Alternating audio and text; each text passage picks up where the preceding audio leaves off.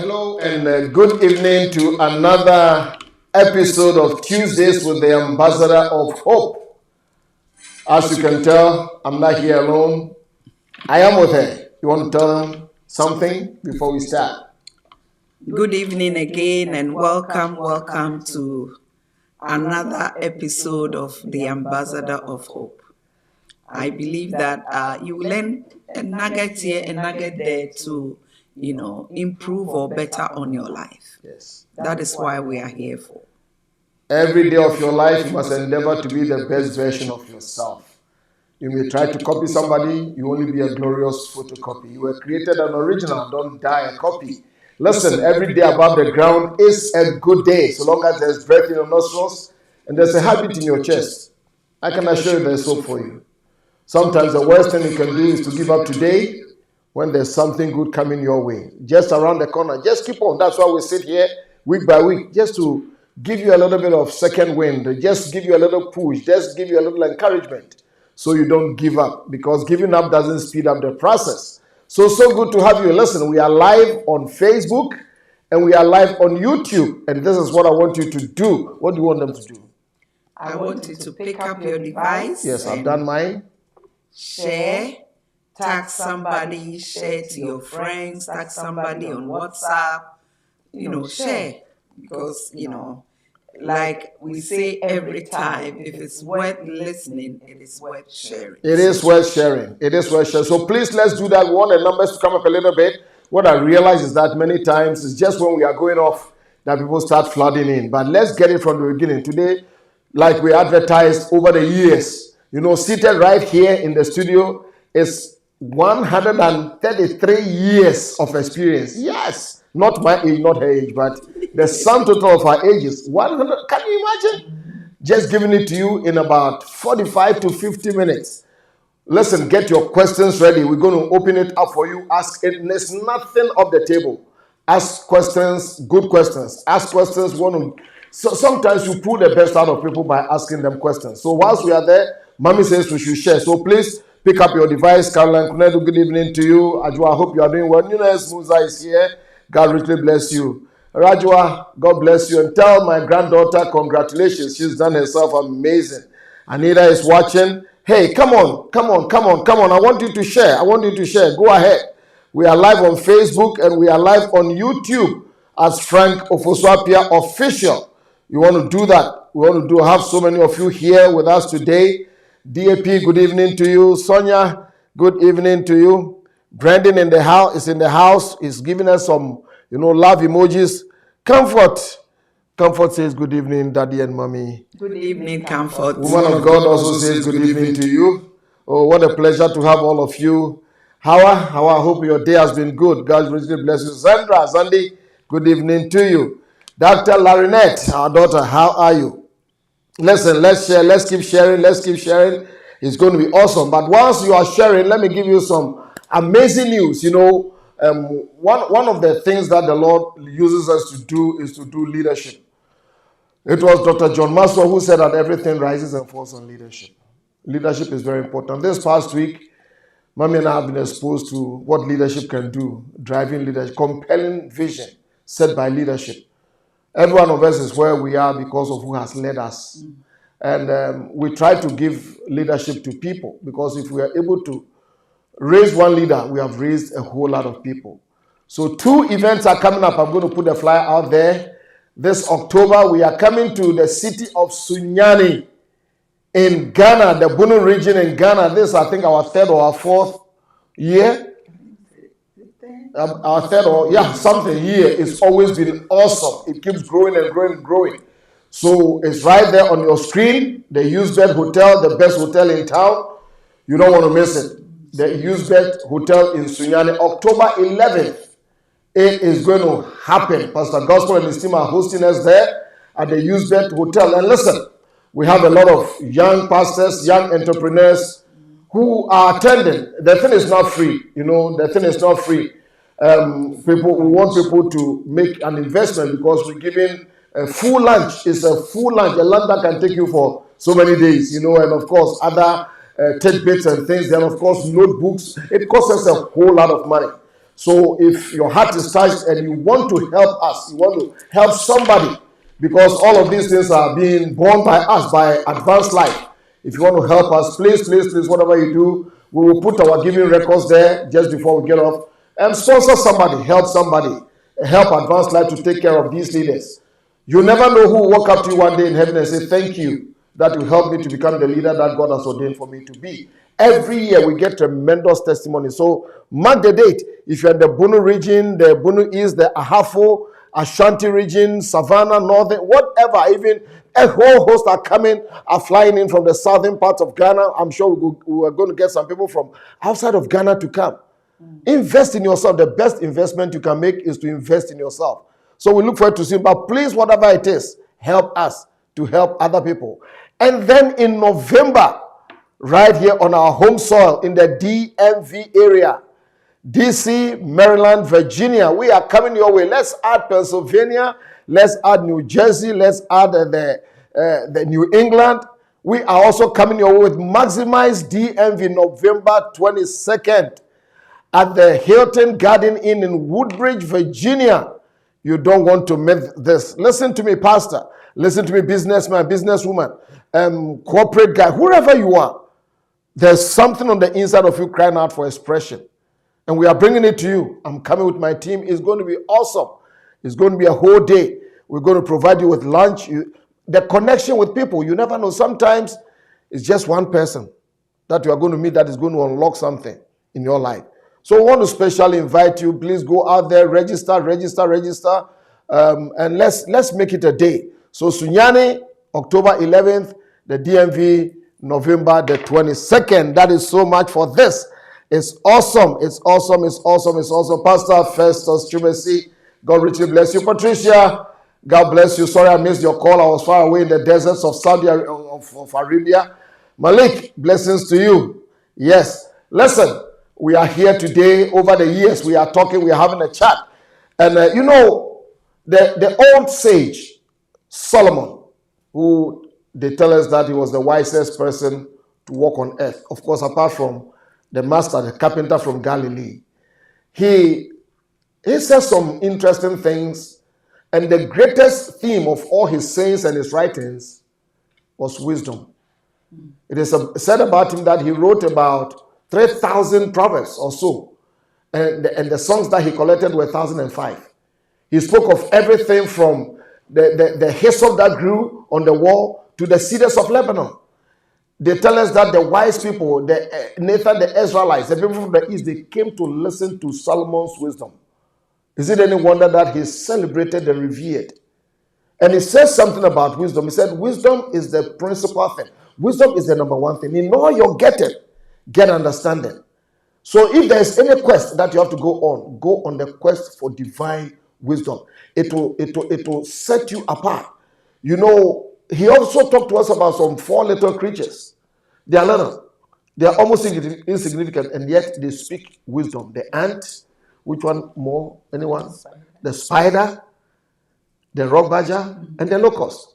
And so, seated here, we want to bring some wisdom to you, because wisdom, number one, is found from God, because God is the sum of wisdom. In fact, he qualifies himself as wisdom. He cries in the streets.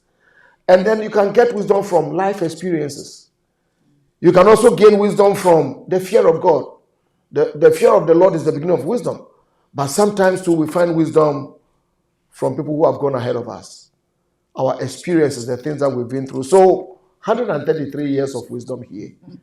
Please bring in your questions. That's the reason why we are seated here today. We have about 45 minutes with you. We're going to have about 45 minutes with you. I'm going to step out of your way. Send me your questions, DM your questions, bring them in, and we're going to try. But we're going to set it off. Last week or so, you celebrated a great milestone. God has been good. She's a teenager.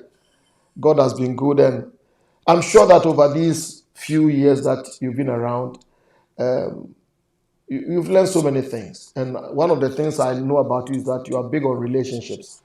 Can you just tell us a little bit about some of the wisdom lessons that you've learned regarding relationship?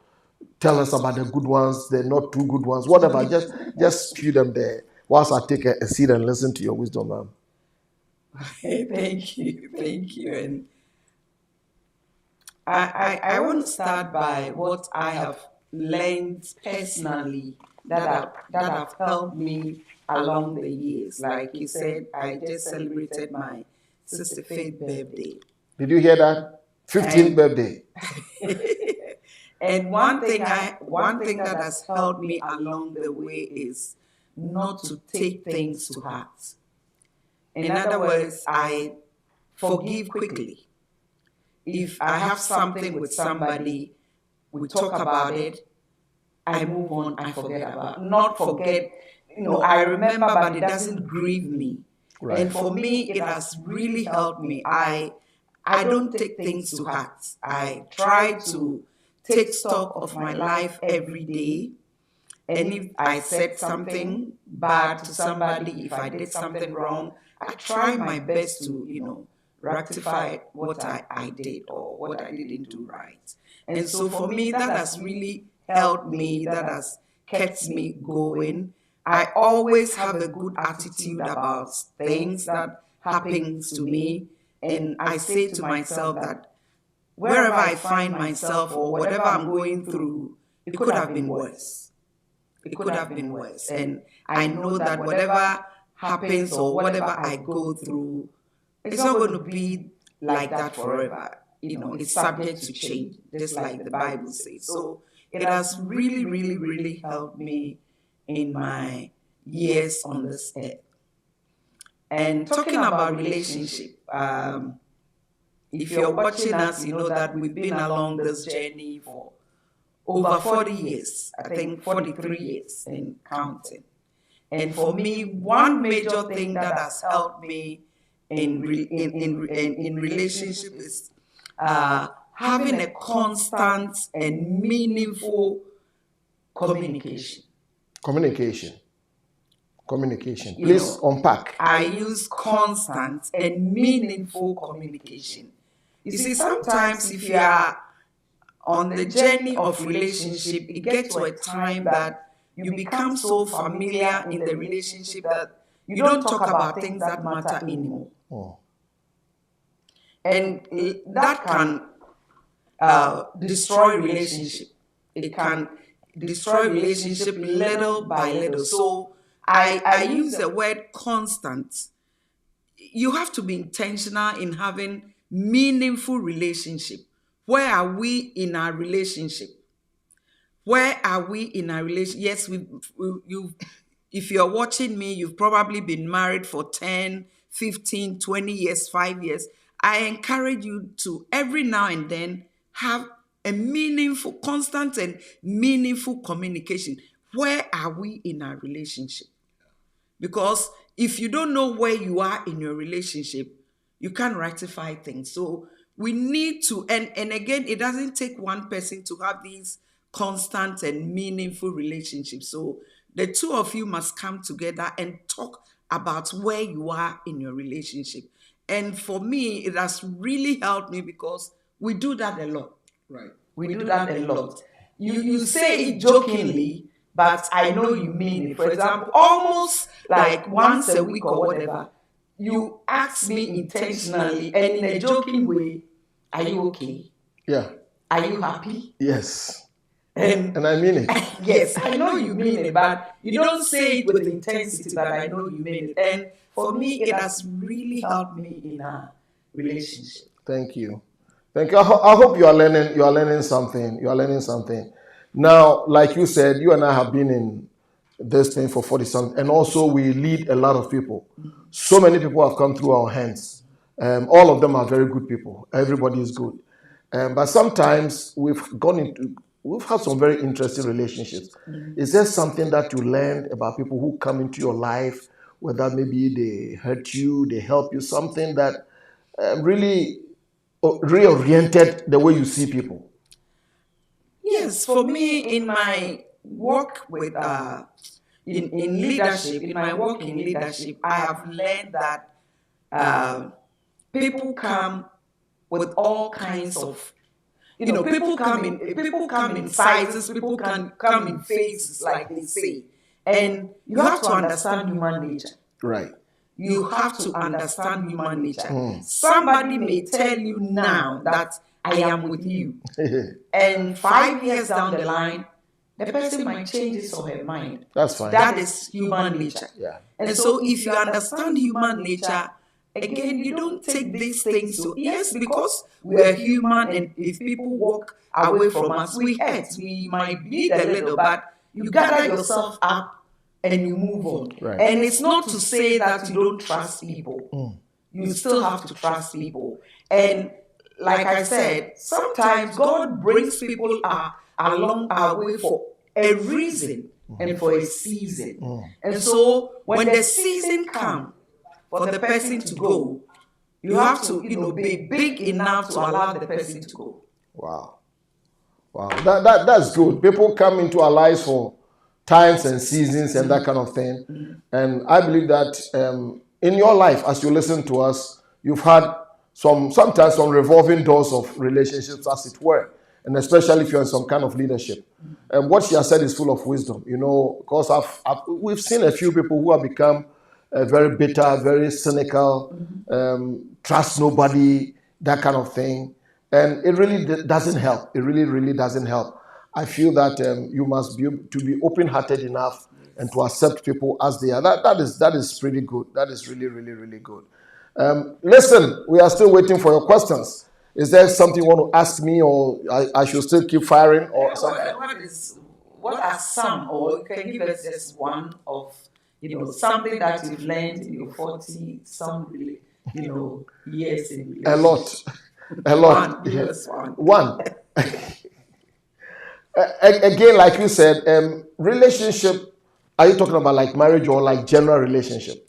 One there, one over there. In marriage, one of the things I've learned in marriage is that every day I'm discovering myself. Every day I'm discovering myself. And somebody said something to me many years ago that's making sense to me now, that the older you get, the more like yourself you become. And you discover yourself, you discover your partner, so many things about each other that sometimes we tend to take for granted. So it's something that I've learned. Then on the other hand, with other, of course, what we do, like giving leadership, pastoring a church, helping people, so people come into lives with all kinds of, some are very needy, and once their needs are met, hey, they're out of the door. Some also come in, once their needs are met, they stick around to help other needy people. For me, at the end of the day, you must make sure that your heart is right. When David had sinned and he wrote Psalm 51, he said something, he said, create in me a clean heart and renew a right spirit. Create in me a clean heart and renew a right spirit. So you can have a clean spirit, but your heart will not be right. So when I realized that, I said, Lord, I want the two. I want a clean heart and then a right spirit. So that I see anybody who comes or who goes, as it's a time and phase in our lives. Personally, I don't like to meet somebody and handshake, no, then I walk away. No, I don't think I ever want to do that. So that is pretty much a thing. Listen, make sure that you put your questions in the chat. Go ahead. You wanted to. The first answer that you said every day you discover yourself. Yes. I was talking to a young girl who's getting ready to marry. And, she said something that we were listening to something, and she said, Mommy, didn't they talk about this when they were, starting the journey of marriage? And I told her that they talked about it. They surely talked about what they were having issues with now. But you have to understand that people change. People evolve. And so I like the evolve. Yes, that is why it's very important in your relationship to have constant and meaningful communication. Because of how we evolve, right. The person may like whatever, when you started the relationship, but 10 years or 5 years down the line, things might change. And so it's very important that we, gradually and, consistently we do constant and meaningful communication. Wow. Constant and meaningful. Please don't only communicate when you are angry. Don't only communicate when you really want to give pieces of your mind. Because if you keep giving pieces of your mind, after a few months, there will be nothing left in there. Pastor Manola Muzu is, this question, he put it my name. So say, Dr. Frank, please, what is that one biblical verse that transformed your mindset? One Can you help me out? Is there one? If you ask me, I have mine, but he didn't ask me. Can you say yours so that I can think about mine? Emmanuel, Emmanuel, you put me on the spot. One biblical verse. One biblical verse. 1 Corinthians 5, 2 Corinthians. Casting down imaginations and everything that exalts itself against the knowledge of God, and bringing every thought into the obedience of Christ. You see, you and I live in a world that every day of our lives, things are going through our mind. Things are going through our mind. So, as a child of God, you have to be intentional in casting down these imaginations and thoughts. That, you might even walk past somebody who is minding their own business, and you might even think they are talking about it. Right. But it might not be so. For me, that has really transformed my mind. Okay. Every day of my life, by the grace of God, I endeavor to bring every thought into the obedience of Christ. So, but he didn't ask me. So. Okay, so see, I think right for me, it's this. In fact, last Sunday in our assembly when I was teaching, I allured to it a little bit. You know, when the Lord went into the temple in Nazareth, his first message in Luke chapter 4, and when the scroll of Isaiah was handed to him, the Bible says that he found the place where it is written. For me, that is what changed my mindset. That every situation that I find, there must be something in the wisdom of God's word that can give me an answer. The onus is upon me to find the place where it is written. To find the place where it is written. And one time I found the place where it is written that we have the mind of Christ. So I realized that sometimes it's not even everything that I have to go and pray about, because I have the mind of Christ. And how Christ will process it probably is how I will process it. So he found the place where it is written. It's something that has really helped my mindset.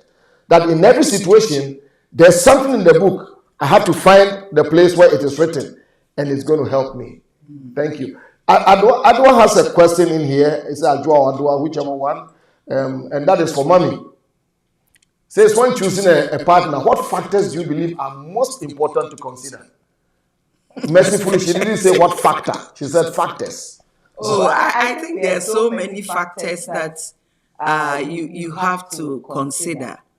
I used to think that in choosing a partner, somebody that will make you feel good, it's okay. But I've grown to realize that alone is not enough. Making me feel good alone is not enough. But for me, bringing the best out of me is better than making me feel good. Making me feel good is good, but bringing the best out of me, because I personally believe that God brings people together for an assignment, for a reason and for a purpose. God brings people together. So you need a partner that will bring the best out of you. You need a partner that will make you look back 5 years, 10 years and say that I was this way, but my partner has helped me. No, he can't change you, but he can help you. Right. So you need a partner that can bring the best out of you. That's brilliant. Sometimes people ask me on the side, Pastor, I've seen this person, I've seen so and so. Is the person good? I about 100% don't answer the question direct, because it's not an issue of whether the person is good or bad. Is he good for you, or is she good for you? So that is something that I guess that is what dating is all about, because it comes from the etymological root data, where you have to find out things. So dating is a kind of sanctified risk, if you like. That is why you don't have to go all the way in there. You have to put your head, because sometimes when we are dating, we close our minds and we open our hearts. But we should be very, very careful. I've said this, I think it's data that's out there plenty, that number one, is the person saved? Is the person sane? Is the person secure? Is the person stable? And is the person sexy? It's out there somewhere. You can go look at these few things and combine. Our brother, our son, Paul is asking, I don't know if the media can do this, but he's asking that, is it possible for us to do like a call-in or something? I don't know if we have that yet, that we can do. If not, I think it's quite good, where Paul says that those who don't have enough alphabet, Paul, come on, don't bring yourself. If you don't have enough alphabet to test here, can voice it out. I think voice not really that. I think it's true, the calling and things. I don't know if we have the technology now to do that. Maybe another time. Yeah. But if you guys can do that, you can let me. Is it possible? They said no right now. Paul, sorry about that. I think next time we're going to look at that. But thank you for that suggestion. That is very, very, Paul is the media guy, so he knows the phone. But bless you. Let me ask you a question. I know that your heart and my heart is for young people. We want them to avoid some of our mistakes. We want them to have a better life than we did. What are some of the mistakes you've seen young people make? And what would you say to a young person who is busy making some mistakes that you are talking about in this life? We want them to succeed. I believe in them. Yes. I believe in the young people, and I for me, the one of the mistakes that they make is, I personally think that I don't know whether it's the spirit of the age or because of social media or whatever. I think a lot of them don't have mental toughness. Because we live in a world that if you don't have mental toughness, you will wilt under pressure. You will do stuff that you will regret later. Because we see things out there, they see their friends out there doing stuff, and it puts pressure on them to perform. Right. And if you are not tough mentally, you will succumb to the pressure. And so, to a young person listening to me, have mental toughness. And I want to tell you that not all you see out there is the truth.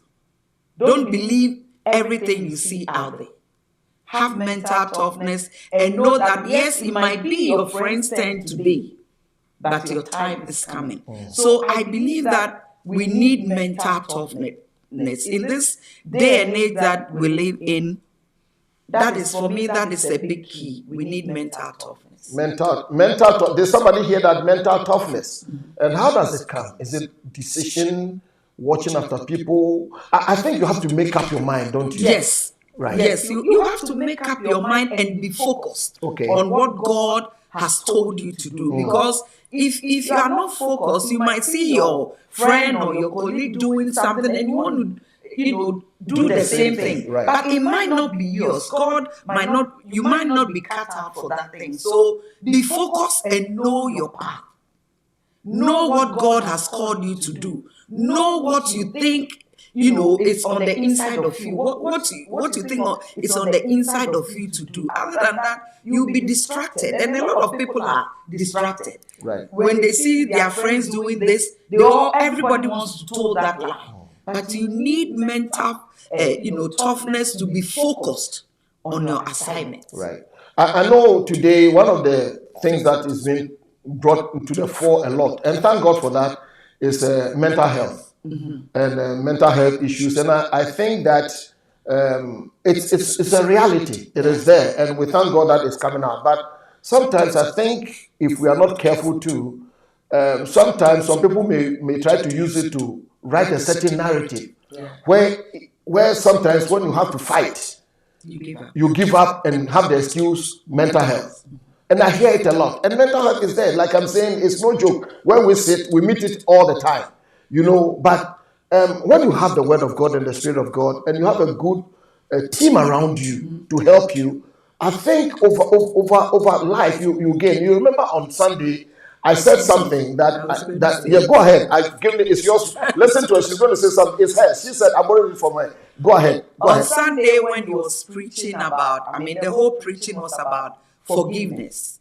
And he said something very powerful, that life is not easy. And in the Bible, there's only one, statement that talks about easy, and it says, "My yoke is easy." My yoke is easy. And so it kind of set me thinking that nothing on earth or nothing in this life will come to you easy. You have to fight for it, and you need mental toughness to fight for it. Okay. So you can continue. That's brilliant. That's all. You have to do that. We have another one here. It's pretty tough. I don't know if I want to put that individual out there, but he says that, how can I make my partner trust me again? I think you don't have to put it on the screen.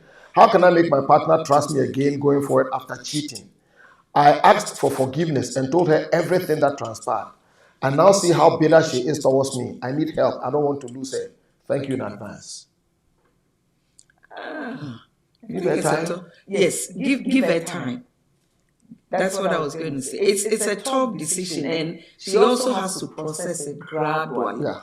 The fact that you've said, she should forgive you doesn't mean, Forgiveness is not always immediate. Instant in some situations. Yes. Yeah, okay. Yes. So give her time. Give her time gradually.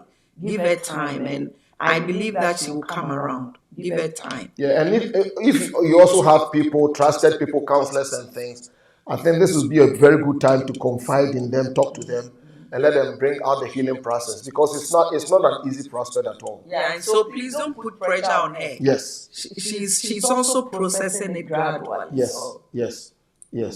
Yeah. Well, somebody said, "Thank you, mommy. Please, can you remind your son has to be asking and checking if we are okay, if we are genuinely okay, etc." Well, Letitia is saying that. I don't know if it's me or your son. Can you remind your son or have to be asking and checking if we are okay? I'm not sure. Please reword it for us to get it. And Oleana is asking, she says that, what can we do to spice things up when things seem boring? I don't know what the things are, but I know. I'm a teenager, so you see, when we talk about the word intentionality, we are talking about being intentional to make the relationship not boring. Mm-hmm. Because if you've lived with somebody for so many years, for example, I can use my life as an example. Lived with my husband for over 40 years. There's a tendency for me to leave the relationship, to make it boring, to leave it to chance and make it boring. But I am very intentional in not making the relationship boring. Little things. It could be, a day out, a weekend out. And I'm not talking about going to break the bank. Just going out, going to sit somewhere, having a conversation together. The little things to spice it up. And again, communication. Ask your spouse, what do you think I can do to spice the relationship up? It's very important that we ask these questions, but it's the little things. For some of us, when we married the first, few years, we did everything to keep the relationship. And then when the babies or whatever started coming, we left everything out. And so you can go back to what you used to do to spice the relationship up. Yeah, so spice it up. Rosalind is asking a question that some of us that were not privileged to be successful in relationships, I guess it's marriage or something. She said, I'm divorced and I'm single. How do I navigate through these changes? Still trusting God for a life partner though. Sometimes in this life, please listen to me carefully, everybody. Things happen in this life. I was at a wedding blessing or marriage blessing last Sunday, I was talking to you about why we said for better, for worse. Vows. And it's because in this life, things happen. It doesn't matter how. Listen, one of the closest people to Jesus was Simon Peter. And yet he felt terribly by betraying his master. So things happen. We are human. And sometimes people get into marriage and things don't work out. I realize that sometimes the church, we don't allow people to be healed and to be forgiven and stay forgiven. Yes. People come to hospital, and unfortunately, and I say this to my own shame sometimes, that they come to our hospital and then we infect them with guilt. We infect them with this and that, and we tag them and we label them and things. It should be a safe place where we save marriages, number one. Save them from going through to hit on the rocks. But in case these things happen, we should have an understanding heart. We should help people to go through this. And what I want to say to you, my daughter, and to everybody who have gone through any kind of divorce or whatever, you are not your experience. You are not what you have gone through. That thing, what people feel from, of course, I say jokingly, but what divorce and that they put you in a box to categorize you. Yes, you may have gone through that, but you are not what it says you are. What lessons did you learn out of that? What was your fault? What wasn't your fault? Have you forgiven? Have you also been have you gone through this and counseling, that kind of thing? And if you can take all these boxes, I think some year, was it yesterday that I was telling you that next year I want to do some of these seminars that I used to do, and one of them was to single parents. And I remember the first point that I was going to tell you, that there's nothing wrong with you. And there's nothing wrong with your situation that cannot be fixed with what is right with you. That is why I am the ambassador of hope. That is why I believe in you. You see, society will always have an opinion about you. When they haven't walked in your shoes, when they haven't felt what you feel, when they haven't seen what you saw. There are people that got married when they were very young, very naive. There were people that were even forced into marriage. And they grew up and they realized, I don't like her, I don't like him. And somewhere, one way or the other, I don't make choices for you. I hope it works out to the end. But these things happen. Maybe I guess I'm the surgeon with a scalpel on the operating table, so I know these things. I want to tell somebody that when these things happen, seek help. Seek help. Seek help. And don't let that thing define you. There is nothing wrong with you. Something went wrong, but something is not wrong with you. And even if there's something wrong, it can be fixed by what is right with you. That's the little thing I want to say. I don't know if you want to say something to ma'am. Again, like, you are not your experience. Live your life. Live your life. All right, Letitia is hold Malik's there. Hold Malik's there. Letitia, what she meant is that just like you said, I intentionally check on you all the time to see if you are okay. Please advise husbands to check on their wives. So please tell husbands now before we go on, man. If a husband listening to me, please do check on your wife if they are okay. Are you okay? Are you happy in the marriage? No. I ask her almost every day, and I mean it. I say it jokingly, but I mean it. I don't want to take her for granted. I mean it. She'll be reading or listening to something, and I'll just tap her, like I'm going to say something really interesting. Say, are you happy? Are you okay? And she just say, leave me alone. That's good. Let's see Malik's question. Please put them in. We've got just about 15 more minutes and we are done. Oh no, not even 15 more minutes. Yeah, about 15 more minutes and we are done. So this is what Malik says. You want to look at that? You answer that. How have you kept I'm reading it for you, so. For me? Yes. Malik is asking you. How have you kept your marriage alive and fun over the years in the midst of its external pressures like family issues, financial stress, etc.? Again, it's constant and meaningful relationship. I think you are the expert, so you tell Malik and the whole world and all our family. Again, it's constant and meaningful relationship. Because if for me, if the both of you are on one side, it doesn't matter the external pressures, it doesn't matter the family issues. I think you can overcome it. But where there's a situation where you are not on one side, that becomes a little bit, dicey and difficult. But again, it comes down to constant and meaningful, conversations or communication. We talk about everything, and we know our journey is not, you see us today, you see us now, and you think everything, our journey has been smooth. No, it has never been smooth. But I'm the smooth one. We have all kinds of issues. We also have family issues. We've been through financial stress. So many things have happened to us, but we managed to put everything, talk about everything. We managed to talk about everything, and through the wisdom and counsel of God, we are able to overcome it. Wow, that's brilliant. If you can find an animal's question, because mommy has to answer every time that question comes up, and mommy answers that, so I'm not going to touch it. Mommy, here's yours. Remove the daddy. Hello, mommy. How do we balance ministry and family life without neglecting either? You have the answer. I mean, again, like I said, these things you have to do it on purpose.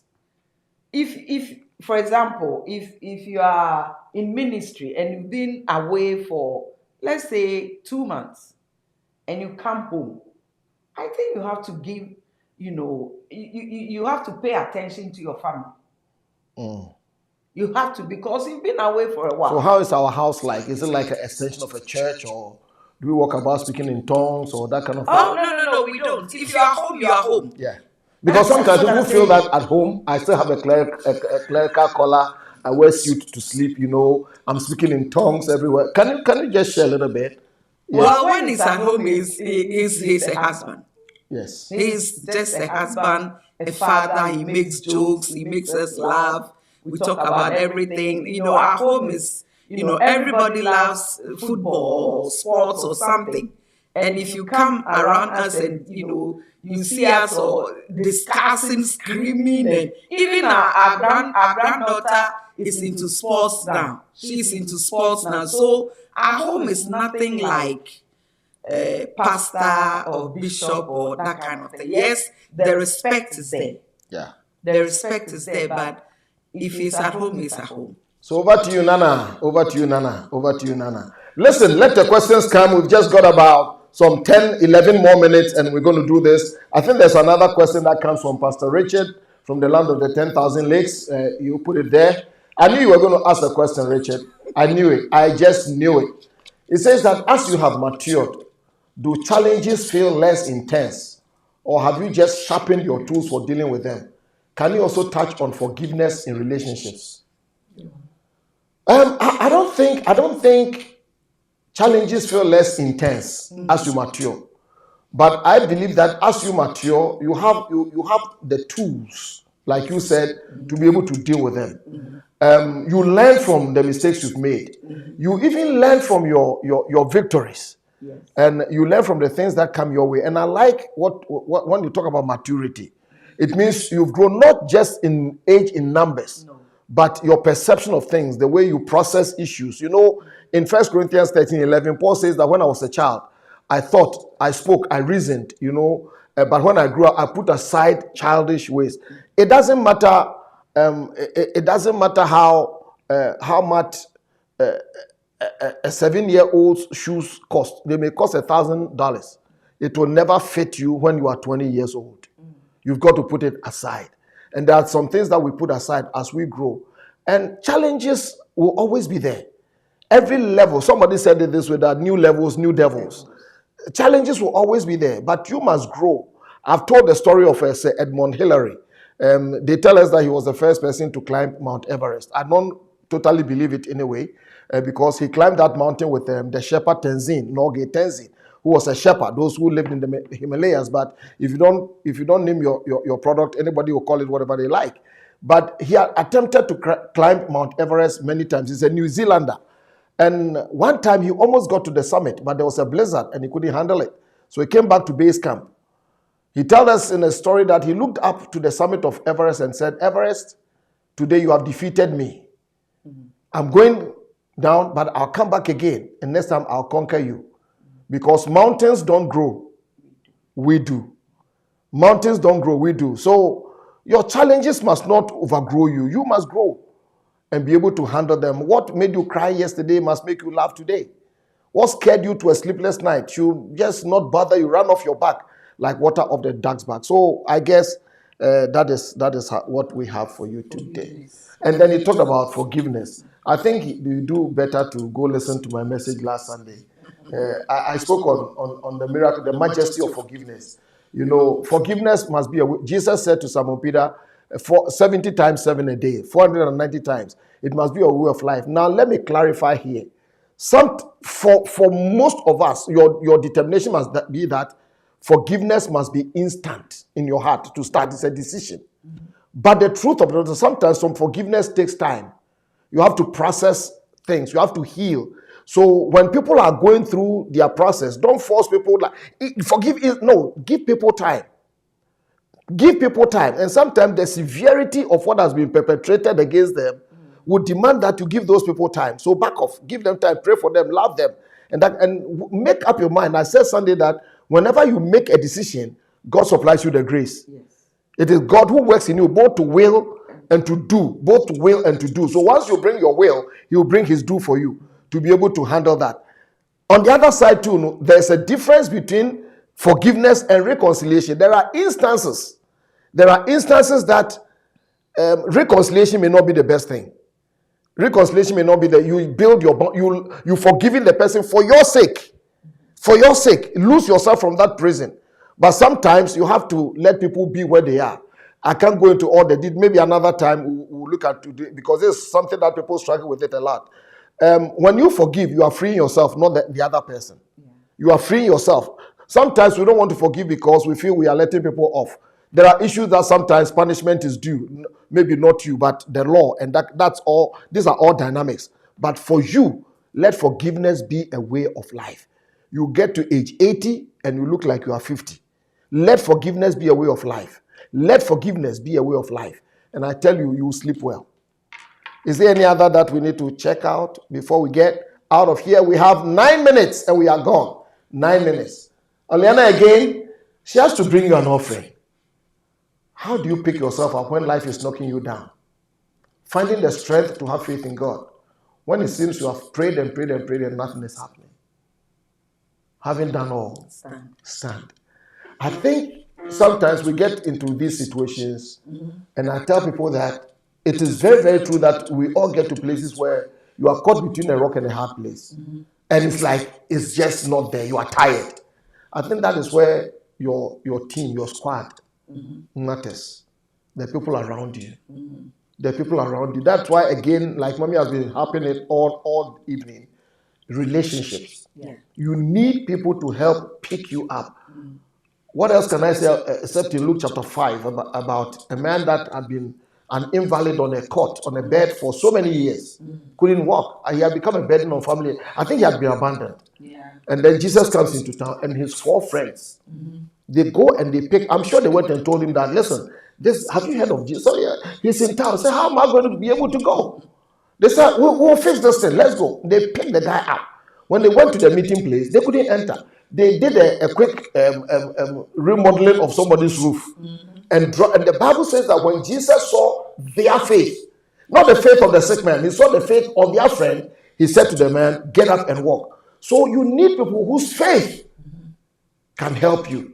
And also be the person whose faith can help other people. Oleana, I think that's it. Any other? Veronica.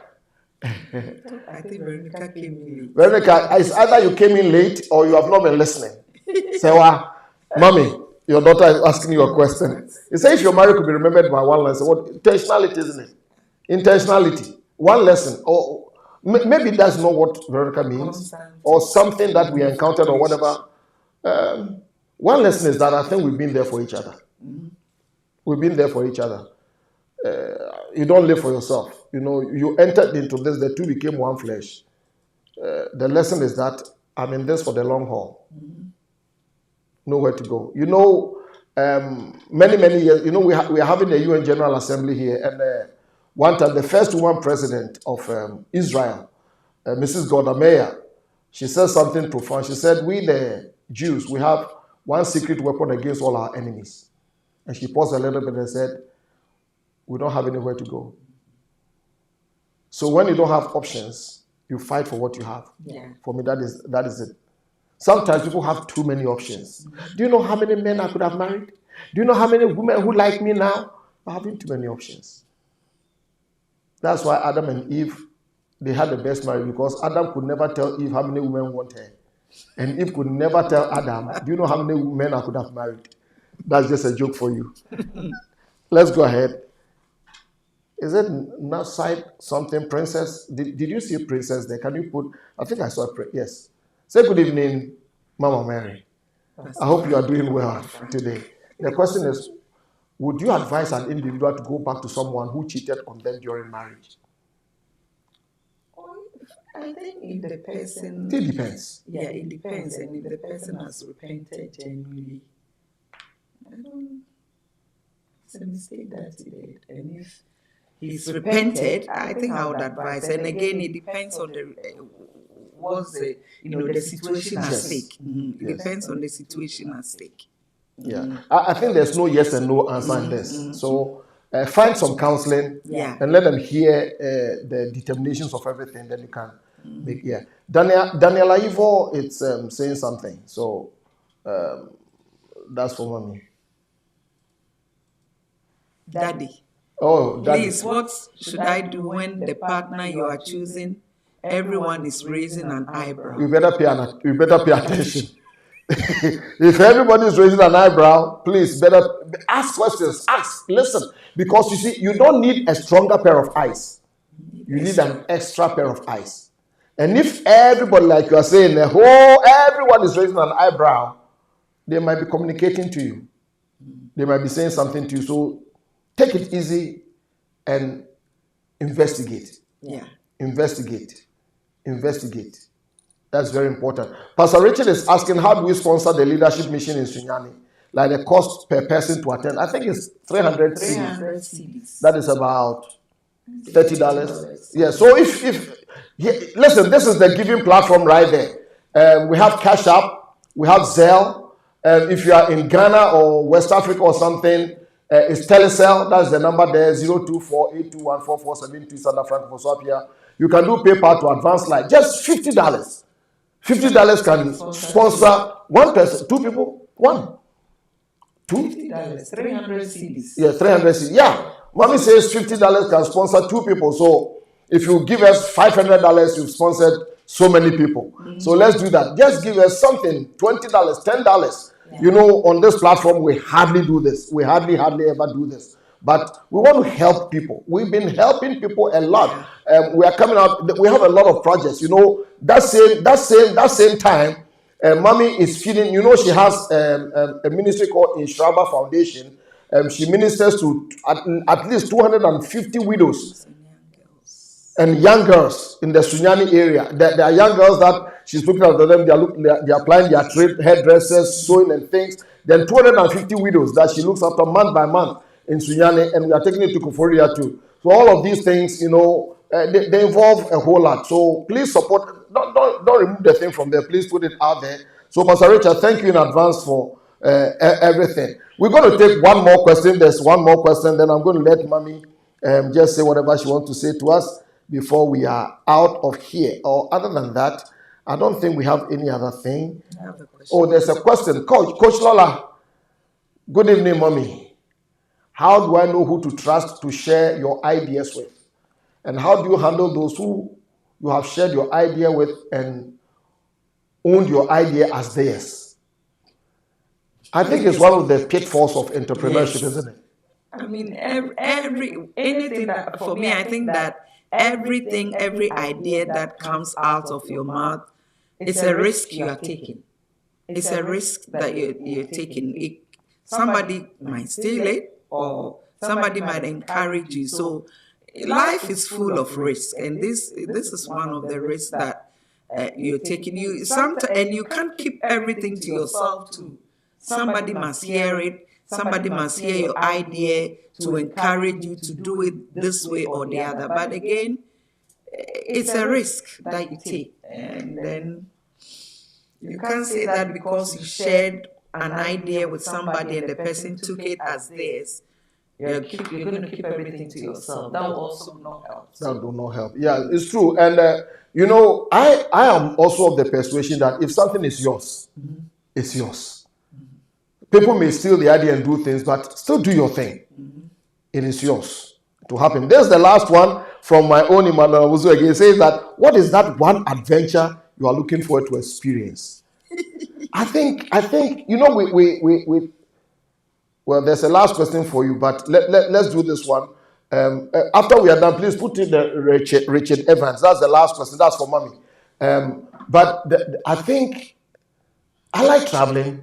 Mm-hmm. I like traveling, and I think the one adventure I'm really looking for is to travel extensively in Asia.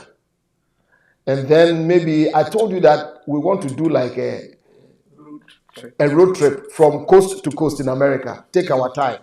From the east to the west coast. It's my great adventure that I want to do. I'm planning it. If you want to join me, let's talk about it. We want to drive. So long as somebody else is driving and things, I'll be very happy. But I really, really, really want to do a coast to coast. That's what it is. I said, before I depart this world one day, I think I really need to do it. It's in my bucket list to drive from coast to coast. See places that I have to see. So that if you want to sponsor me too, that'd be nice. Now give Evans's thing to mommy. He says, mommy, he didn't ask me, so I'm done. Listen, zip my lip. This is for her.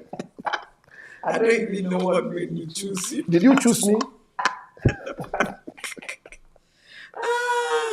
I think, he was a good man. Yeah, he was a good, let me tell you, I think when it comes to marriage relationship, that's why the scripture says it's a mystery. Yeah. It's a mystery. You choose the person, you see some things about the man that you like, you love. He was a good man, and he's still a good man. He was a calm guy, and he's still a calm guy.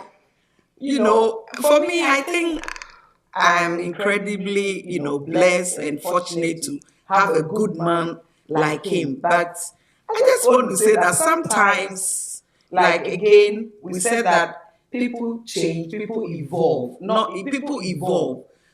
You ask people, they've been married for a while, they go through certain, situations, and it's like, he wasn't like that when we met. People evolve. That is why for me, constant and meaningful communication is very important. But he was a good man, and he's still a good man. I like that. That is why I picked him. And when I met him, he was just a calm guy. I liked him. That's all. Yay! On that note, I don't want to spoil the sacredness of the last note. That's what I want you to take with you too. That's life. Things happen. We really thank God. And again, I want to say to my team here, who have every time looked after us to make sure that you get the Ambassador of Hope, God richly bless you. We thank God for your lives, for helping us, our young ladies in here. Please don't forget, October the 11th, we are going to be at the Usbet Hotel in Sunyani. And that Sunday, it's a Saturday. The next day, the Saturday, I'll be ministering in our church over the Elim City. You don't want to miss it. In the Sunday evening, we have Yada worship. It's going to be with Prince Kisi. It's going to be with Yabu Akad, Nanajwa, all kinds of. We are shaking the Bunu region. I kid you not. Listen, those of you south and everywhere, come out there. It's going to be awesome. Save that date. Then the DMV area, November 22nd.